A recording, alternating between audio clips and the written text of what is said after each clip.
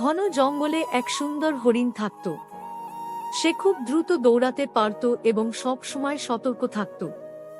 একদিন দুপুরে হরিণটা নদীর ধারে জল খাচ্ছিল। ঠিক তখনই পাশের ঝোপে খসখস শব্দ হলো। হরিণ বুঝল কিছু একটা সেখানে লুকিয়ে আছে।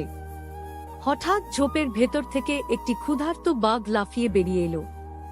হরিণ ভয়ে জমে গেল, কিন্তু পরের মুহূর্তেই সে মাথা ঠান্ডা রেখে বুঝে নিল এখন শুধু বুদ্ধি আর গতি তাকে বাঁচাতে পারে।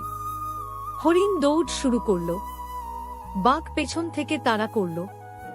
হরিণ সরাসরি দৌড় না দিয়ে জঙ্গলের সরু পথ, গাছের ফাঁক, কাঁটা ঝোপ সবকিছু ব্যবহার করে জিগজ্যাগ করে দৌড়াতে লাগল। বাঘ শক্তিশালী হলেও বড়স্ট, তাই সরু পথে ঢুকতে গিয়ে বারবার ধাক্কা খেল, কাঁটায় আটকে গেল। অবশেষে বাঘ ক্লান্ত হয়ে থেমে গেল। হরিণ অনেক দূরে নিরাপদ জায়গায় পৌঁছে গেল। সে মনে মনে বলল, শুধু শক্তি সবসময় জিততে পারে না, বুদ্ধি আর শান্ত মাথা থাকলে বড় বিপদ থেকেও বাঁচা যায়। শিক্ষা: বুদ্ধি ও শান্ত চিন্তা বিপদের সময় সবচেয়ে বড় শক্তি।